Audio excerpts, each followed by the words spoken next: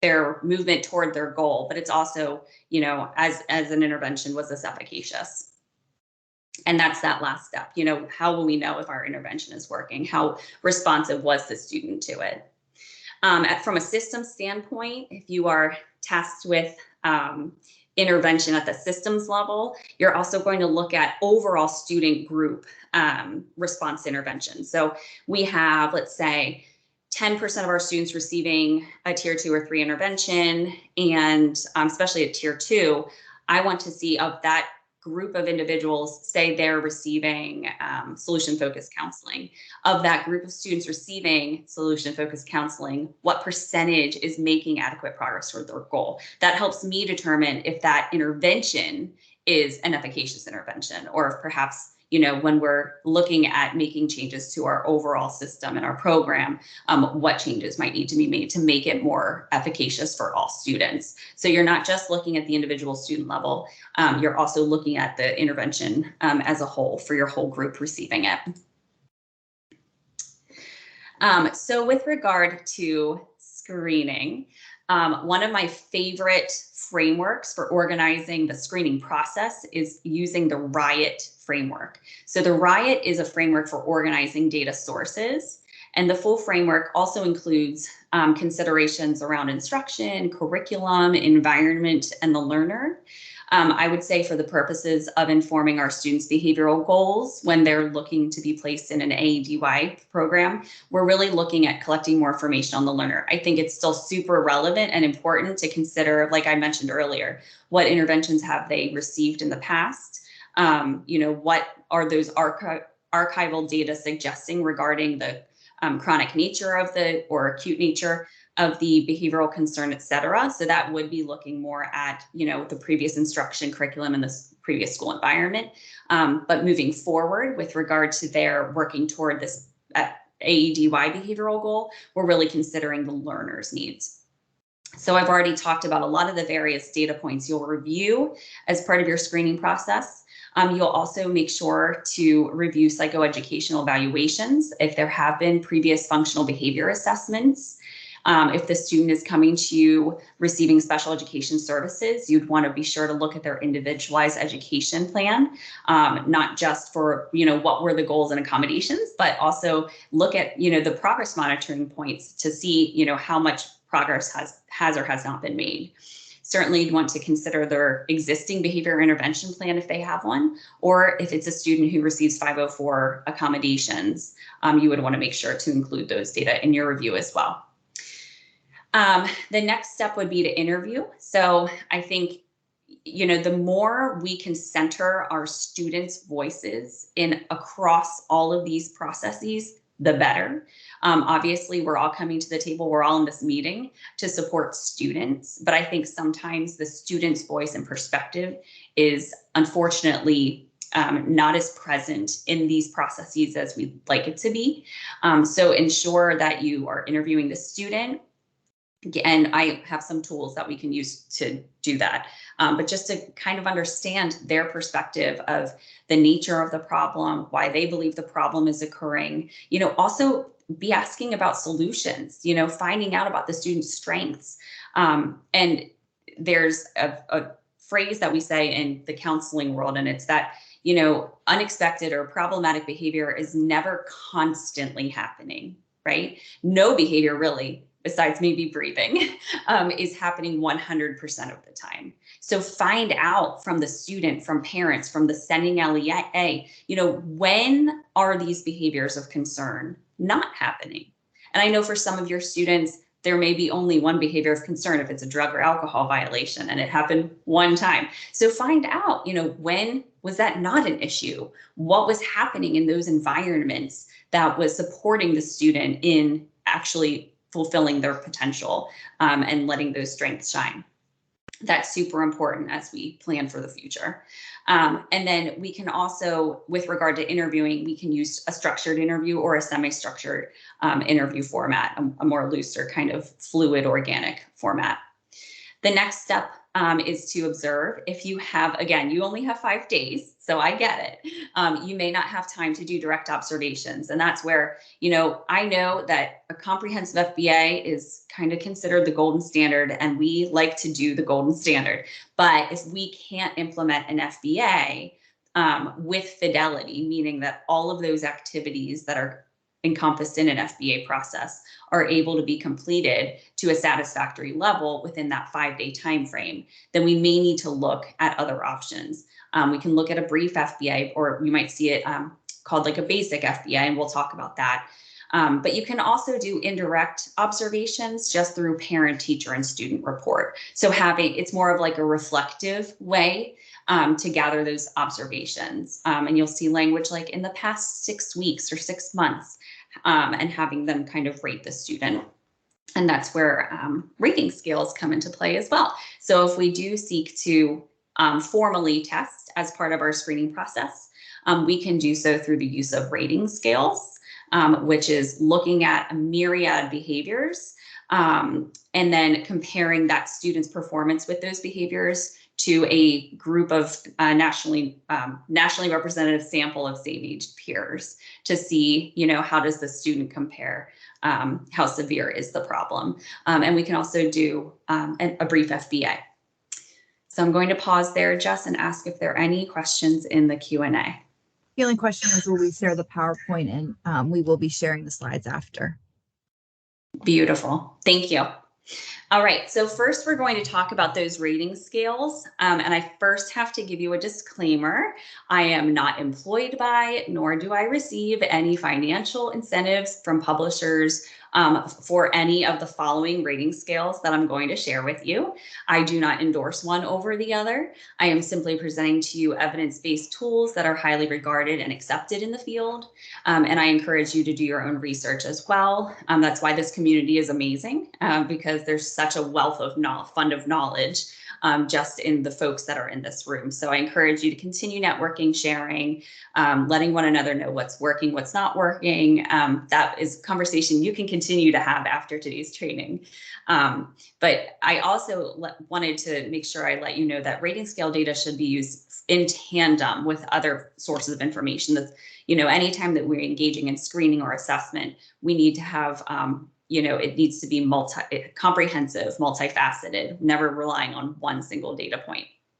So with that said, I will start by sharing with you some information on the Behavioral and Emotional Screening System, or the BESS, which is an instrument designed to assist school personnel and other care providers in determining the behavioral and emotional strengths and weaknesses of students between the ages of 3 and 18. So this should cover quite a significant percentage of your population age-wise. It is a part of the Behavior Assessment System for Children, or the BASC. For those of you who are familiar, we have some school psychs and counselors in the room, so you're probably pretty familiar with the BASC. It gives 4 dimensions of behavior, or covers 4 dimensions of behavioral and emotional functioning, including adaptive skills, or those skills that are necessary to successfully navigate life. So our self-care, our health and safety skills, our communication skills, our study skills, all of those kinds of skills are encompassed in adaptive skills. So you could really get some good strengths there. As well as externalizing problems like conduct difficulties or hyperactivity, internalizing problems, or those kind of problems that are a little bit harder to observe in individuals, like depression and anxiety, withdrawal, and then school problems, which looks at learning difficulties as well as attention. There are parent-teacher and student forms. So again, if you have the ability to get that feedback right from a student, I encourage you to do so. And if you are in the position where you can reach out to parents or, teachers from sending LEA, that would be a nice enhancement as well. But if not, definitely get that input from the student. And the forms range from about 25 to 30 items, so it is pretty brief. And the nice thing about this tool is that there are no formal training requirements. So some of the tools that I'll share with you, you have to have a background in ed measurement or mental health at the very minimum. For this tool, no formal training required. So teams can use this no matter what role you're serving in on the team. And the other nice thing is the BEST specifically emphasizes that there are methods of support to assist students and or parents who have reading needs. So that's obviously a very important aspect to consider. And so the next tool that I will share with you is the BIMAS-2, which is a brief, repeatable, multi-informant, also includes teachers, parents, and self-measures of behavioral and social emotional learning skills. This is a tool that can be used for universal screening. So some of the sending LEAs may be using the BIMAS-2. The other nice component of the BIMAS-2 is it does have progress monitoring components. It has outcome assessments as well as program evaluation. So remember, I was talking about how we evaluate at the group level if an intervention is working. That program evaluation piece comes into play there. So it looks at universal screening of behavior concerns as well as social emotional wellness. Again, providing us with some strengths that we can use in our intervention planning. And because it has that progress monitoring component, the BIMAS-2 can detect reliable change when interventions are implemented at the small group or individual student level. So again, it's kind of an all-in-one, which is pretty nice from just coming from a school psychologist background. It's nice to have that continuum of support. And so this tool looks at the standard form, looks at conduct, it looks at negative affect, our cognitive faculties and attention, and our social and academic functioning. So it's really comprehensive. And then there's also an SEL form, and that looks at those 5 core social emotional learning competencies of self-awareness, self-management, social awareness, relationship skills, and responsible decision making. So again, I know that screenings can sometimes feel very overwhelming because there's so much data that we're considering, and we have to come up with a really meaningful, attainable, specific, and objective and measurable goal, right? So keep that in mind. The other thing to keep in mind with the BIMAS-2 is per their technical manual, the publishers require B-level qualifications for interpretation of results. So, you know, we can have really anyone on the school team administer this tool, but in order to interpret the tool for the purpose of creating that goal and informing intervention, we do need an individual that has completed graduate level courses in tests and measurement or the equivalent documented training. So something to keep in mind as you're considering what tools will be best utilized in your location. Another tool that has come out fairly recently, within the last few years anyway, is the SABRS, the Social, Academic, and Emotional Behavior Risk Screener.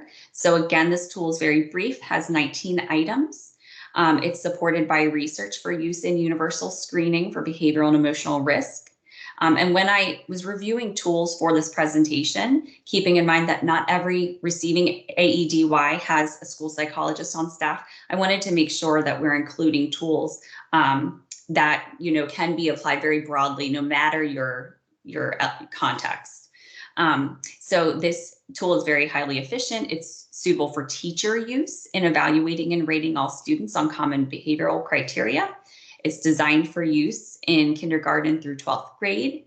And so it also, you know, incorporates student strengths as well. And it recognizes the interrelatedness of our social and emotional, behavioral, and academic functioning. And that's why it's screening across all of those domains. The SABRS may be used to evaluate student functioning in terms of overall general behavior. So it does produce a total behavior score. And then it also has some narrow domains or subscales. And so those would be social behavior, academic behavior, and emotional behavior. It is suggested, so this is really important to our receiving LEAs, that the rater, so whoever is completing this form on behalf of the student, should know the child for at least 6 weeks. So again, if you're having a teacher complete this tool, they should have at least a month and a half's time with that student to really validly and reliably be able to rate the student. If not, there is a student report available for students in grades 2 through 12. So that's always available to you as well.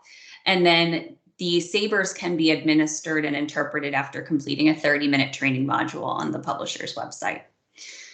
So no real minimum qualifications here, which is nice. And then I believe this is our last rating scale that I'll cover, and that's the Strengths and Difficulties questionnaire. I would venture to guess that most of us are familiar with this because it's been around since I think the late 80s, but it's still a valid and reliable tool. Brief behavioral screener for 4 to 17-year-olds. Oh, no, I lie. Late 90s, 1997. And this measure can be used as a screener for risk for psychiatric disorders. It also focuses on positive attributes as well as risk symptoms. So there's the strengths and difficulties part of the title. And it looks at the child or adolescent's behavior in the past 6 months. So again, thinking about who's completing this tool, do they have the adequate amount of time having known that child to be able to do so? And if not, this also has a self-report for ages 11 through 17. And there are 25 items, and the different scores that are produced are a total difficulty score. And then there's 5 subscales. So you can also get scores for emotional symptoms, conduct problems, hyperactivity and inattention, relationship problems, and prosocial behavior. So prosocial behavior being our strengths, right? There's also an optional internalizing and externalizing scores that will be produced as well if you implement that optional supplement.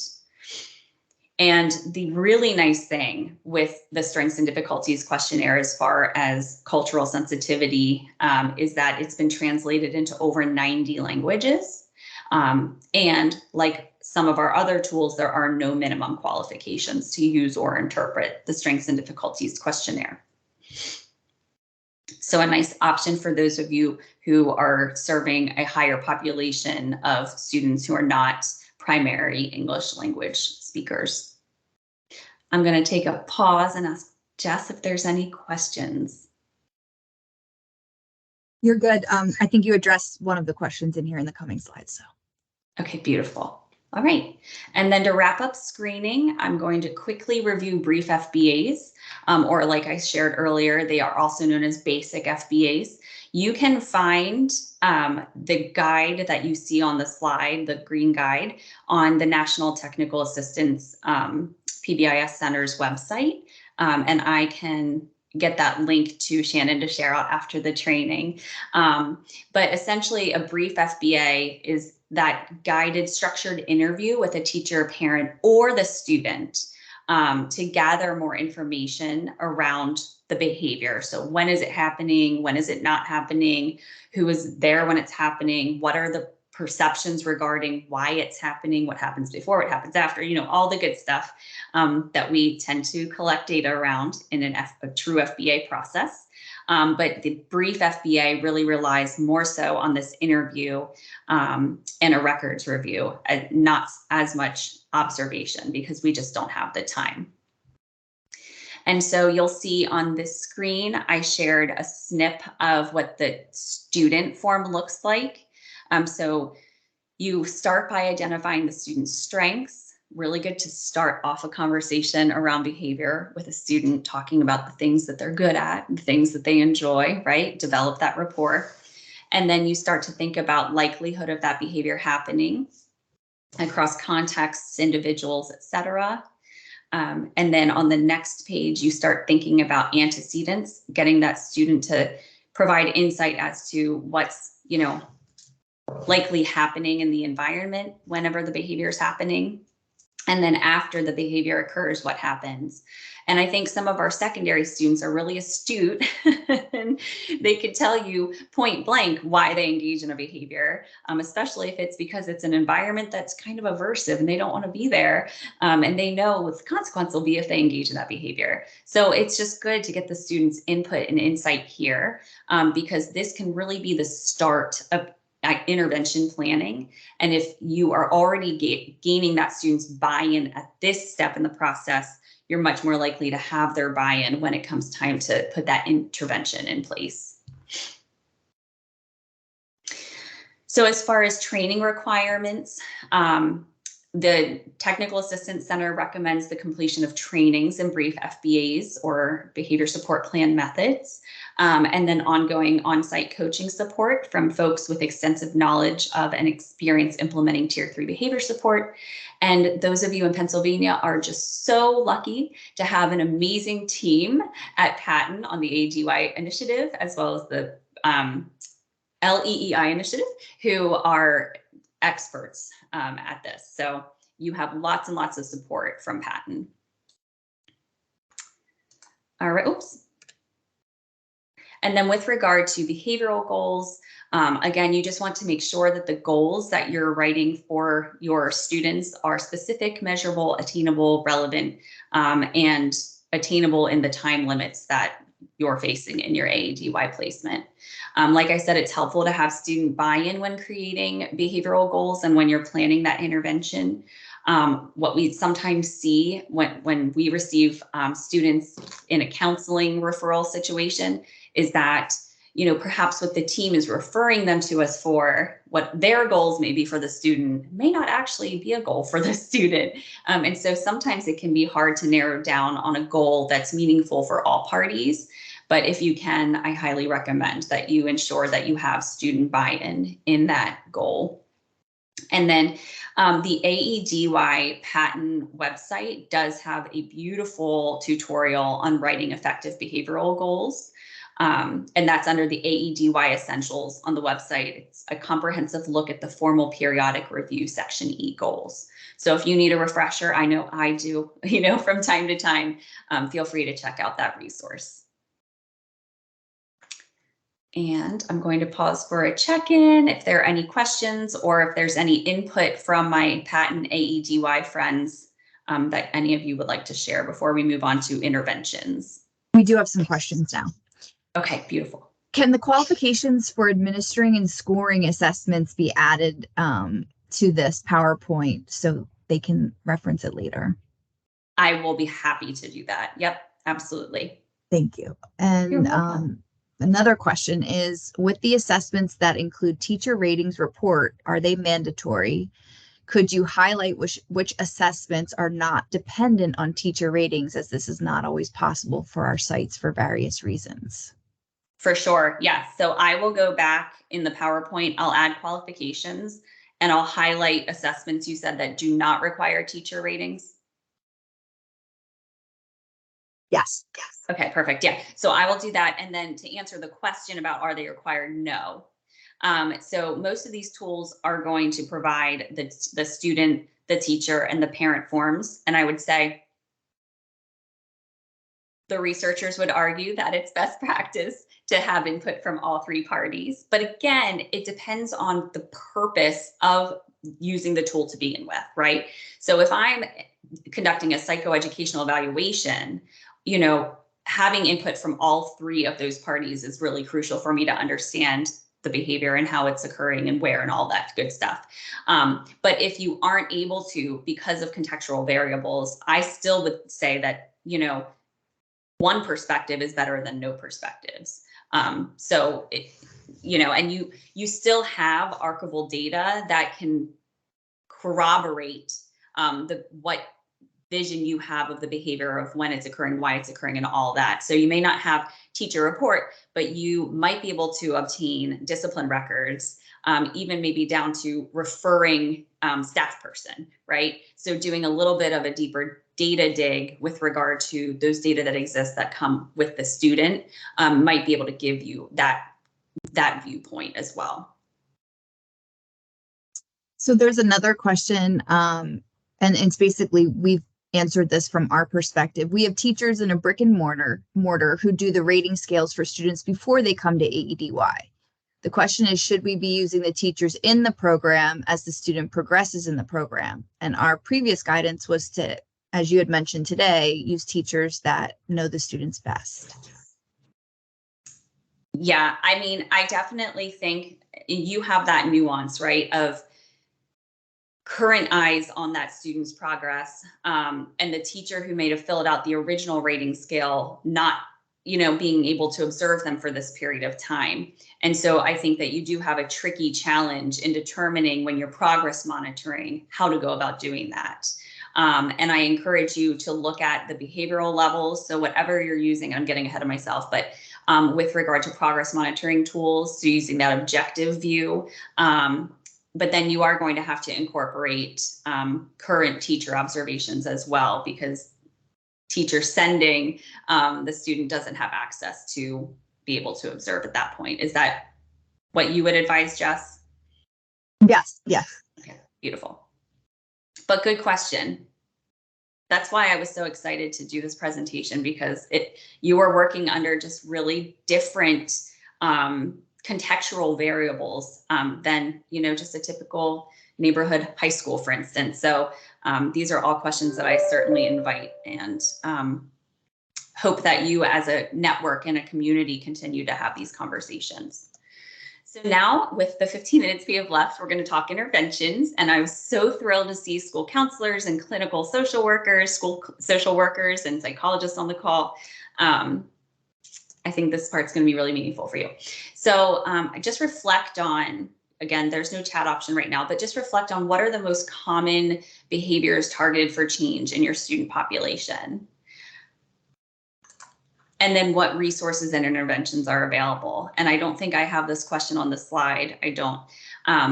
But thinking about those two questions, what behaviors are common and what resources are available, and just briefly consider, do we have the resources we need to address the problems, or are there gaps, right? And so that's that systems level view.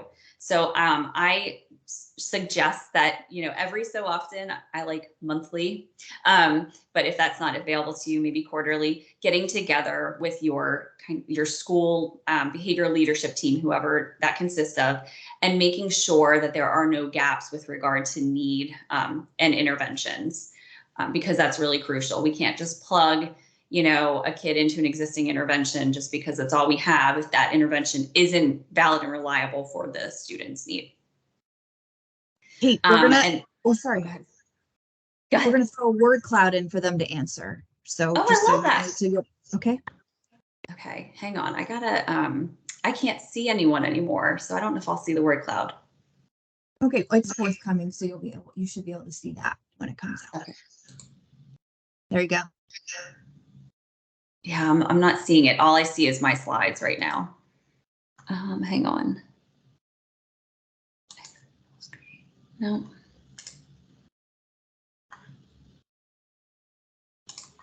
I might need you just to read them off to me, Jess. I'm sorry. Absolutely.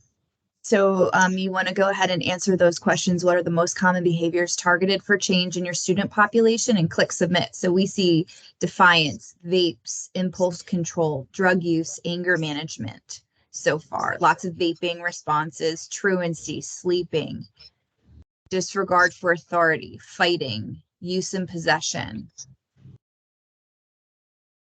profanity, impulsivity, skipping class, work avoidance, marijuana use, substance, drug use.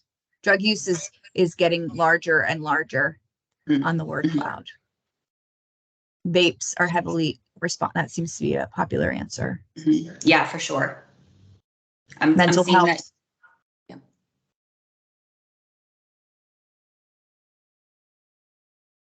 And then I don't know if you have a poll, but or word cloud for this one, but just thinking about, do we have interventions that are targeted to, drug use, impulse control, mental health? I heard defiance. Are we defining defiance is my first question. What does defiance mean? What does it look like, sound like, feel like? How are we organizing those students into intervention? We've launched the second poll. Okay. So we have ART, aggression replacement therapy. Right. The brief intervention, counseling, therapy. Oh, good. We're going to be talking about that. Teacher help, SAP, Good. check in, check out, Beautiful. refocus room, Awesome.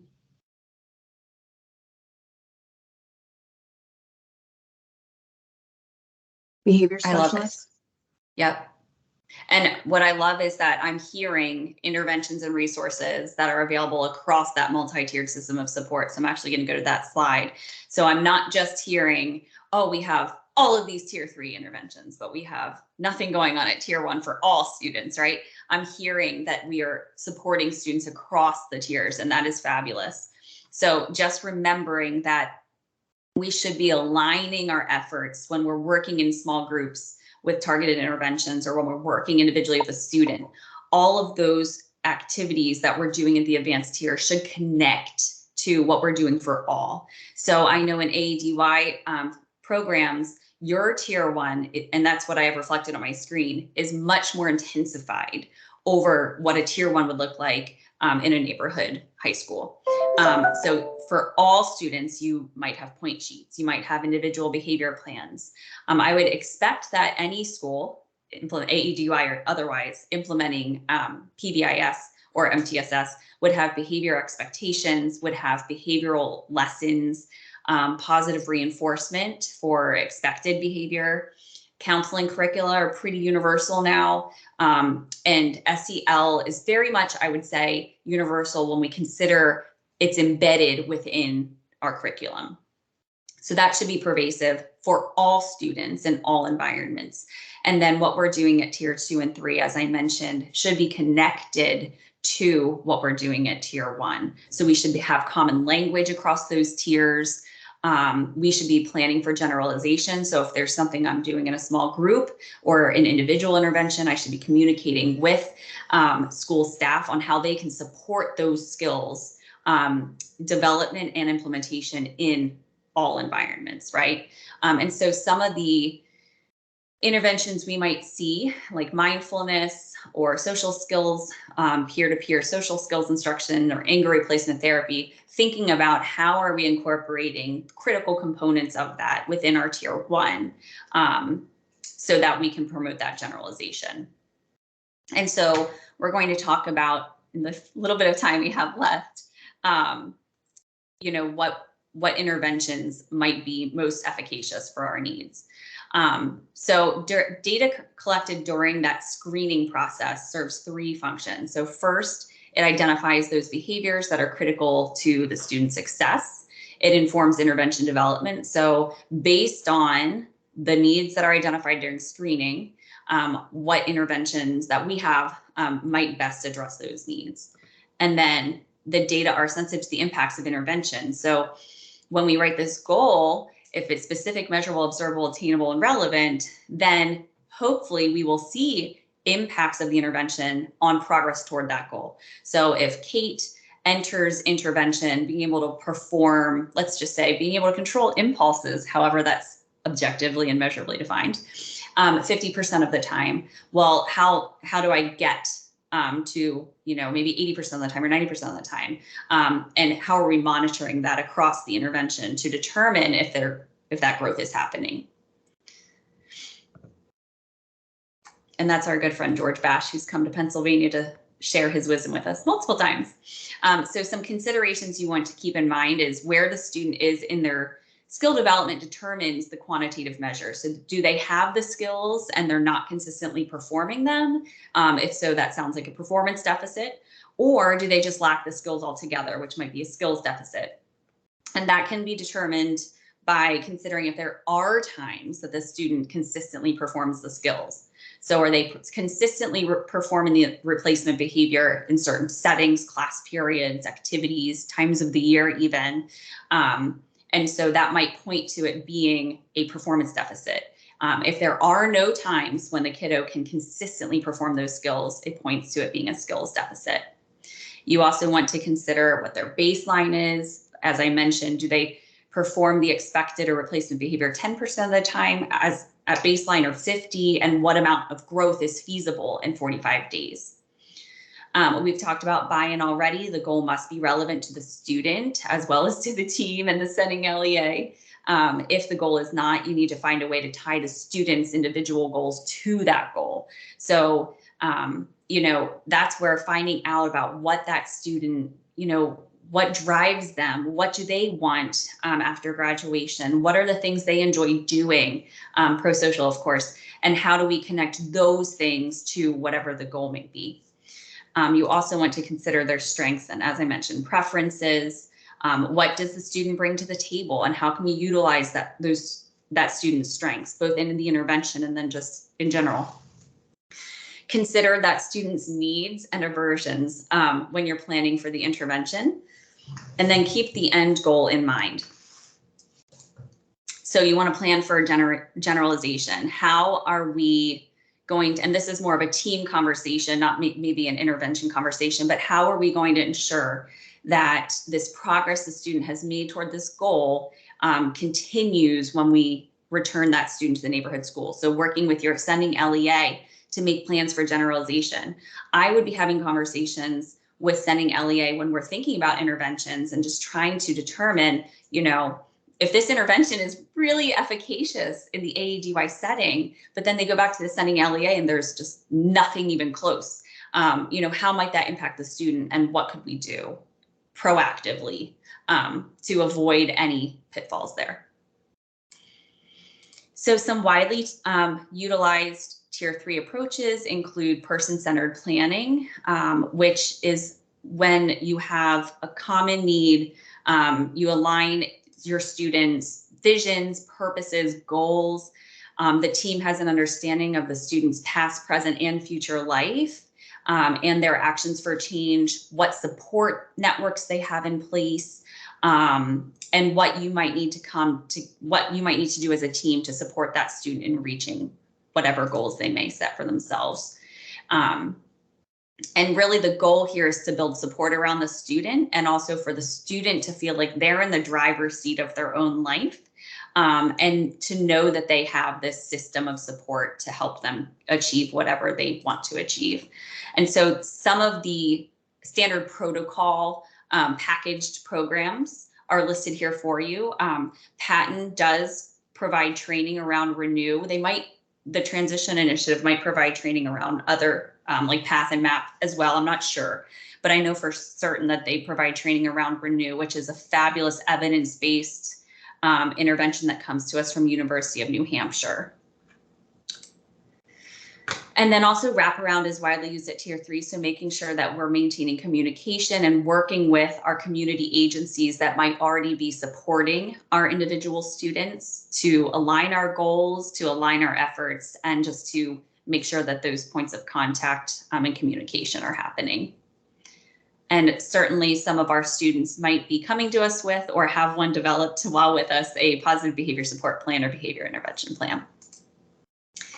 Some broad counseling approaches you might consider for intervention include solutions-focused brief therapy. So that's a very much a strength-based approach where the client's strengths, resources, hopes are the focus, and work toward a goal is prioritized, which is why I think it's a really good fit. The other nice thing is it can be broadly applied, so it can address myriad behaviors of concern, anxiety, depression, disruptive behavior, and that is true for the remaining broad counseling approaches here. So cognitive behavioral therapy, rational emotive behavioral therapy, and then dialectical behavior therapy all can be applied pretty broadly. And the nice thing too about these approaches is with the time limit, you can typically make pretty good progress in the amount of time that you have with students, specifically solution-focused brief therapy, because that is designed intentionally to be a briefer therapeutic modality. And then as far as specific counseling approaches, I think probably most of you in the room are already experts on these, just based on some of the behavioral needs that you've shared.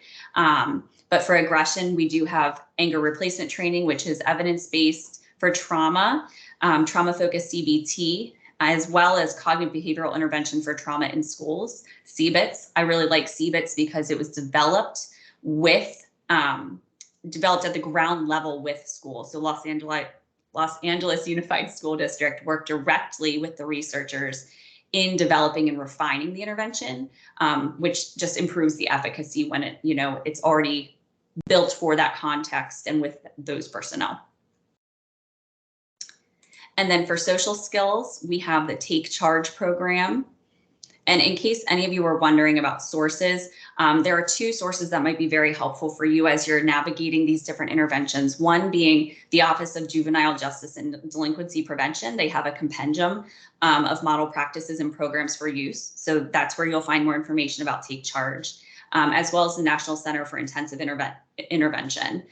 They have basically a database that will help you determine the evidence base for different social emotional interventions and behavioral interventions. But we also have specific counseling approaches for antisocial behavior, sexual harassment, truancy, all on that Office of Juvenile Justice and Delinquency Prevention website. And just to acknowledge the tough task that you have ahead of you, we know that complex needs result in complicated decisions. It's not as cut and dry as, oh, I have a phonemic awareness deficit, I'm going to plop that kiddo into a phonemic awareness intervention, or fine motor. It's pretty cut and dry. Let's give that kiddo some occupational therapy. When it's a social and emotional behavioral need, it's just a little bit grayer. So, does that student need a behavior plan? Might they benefit from counseling? Do they need wraparound support? Do they need all three? It's obviously, it's just not as cut and dry.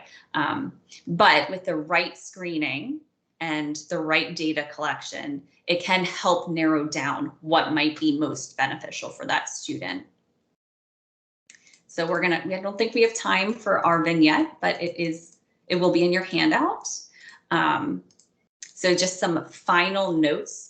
We want to make sure that, as I mentioned earlier, we're providing interventions in the way that they are meant to be implemented. So utilized for the same purpose for which it was evaluated, similar representation as far as who's receiving the intervention, as was the intervention was normed on, and then making sure that all steps, phases, and components are implemented. We also have to think about how we're monitoring progress. Even if the goals are really great, we need tools that will allow us to effectively monitor them. So some of those aforementioned rating scales have the progress monitoring component, but you may have to create your own. So an individual, goal/point sheet, direct behavior ratings, which I did share with Shannon, so she'll send them out after the training. That comes from Sandy Shafolius from University of Connecticut. And that's a really quick, easy way for current AEDY teachers to rate how that student is doing with regard to 3 different domains of behavior. And then the outcome rating scale for my counselors, psychologists, social workers. You can use the outcome rating scale during your sessions with your students to determine progress toward their goal and overall wellness, mental wellness. Making sure we're partnering with families and schools and planning for reintegration, which I've already talked about, to promote that generalization. And making sure that when we are making behavioral goals, we're also considering, as far as our interventions are concerned, reinforcement of coping strategies. So if my behavioral goal has to do with being on task, make sure that not only am I being reinforced for being on task, but I'm also being reinforced when I'm observed engaging in certain coping strategies that I'm learning in my tier 2 or 3 intervention that help keep me on task, right? So when you see me self-monitoring, I'm getting reinforced for that. Or when you see me taking, a brain break, I'm being reinforced for that too. So the goal is really important, but it's also important that we acknowledge what it's taking for the kiddo to be actionable progress toward that goal, if that makes sense. And because I'm 3 minutes over, just reflect on one thing that you can do as a result of today's learning. And I believe Shannon is going to pop a link to a quiz, exit ticket, I should say, in the chat for you. It's in the Q&A. It's pinned. Beautiful. Oh, I do have it there, Shannon. Look, I did it. And I'll turn it Perfect. back to Jess. And can I just reiterate too, this is if you want your Act 48 or just a certification with no credit, you must complete the survey. Thank you. Thank you, Shannon. Jess, are there any last questions that I can answer before these folks hopefully get on to a well-deserved lunch? How do you use behavior assessment to determine the percentage of the skill that's achievable for the student, i.e. impulse control 80% of the time? Well, I think the most important factor there is what is the baseline. And so that can be hard to decipher if you don't have the opportunity to engage in copious direct observations of the student. So I would, in that case, I would probably use the brief FBA tool to try to decipher what that baseline is. And then, like I said, if you have 45 days with a student, is it likely that you'll be able to go from 0 to 80% in 45 days? Probably not. So I don't have any hard and fast concrete guidance to give you, except that trying to establish the baseline best you can, and then determining as a team, considering the student's strengths, considering when there are times when the student doesn't engage in the off-task behavior or disruptive behavior. What percentage of the time in those settings is the student showing, proficiency, and using those data points to help you make that decision. Thank you so much. That was the only outlying question. And Okay. they are doing, Kat did another word cloud for them to respond on their action steps. So lots of interventions, replacement training, looking up assessments, counseling approaches. So great responses. Beautiful. And I have my homework. I will add the qualifications as well as highlight the tools that do not require teacher report. So I will do that and get that to the patent team to share out with the folks who joined us. Thank you so much. Yes, of course. Thank you everybody for attending. If you need anything, you can contact us via the website or your point of contact or AEDY. We appreciate all of you attending and being so involved in the presentation today.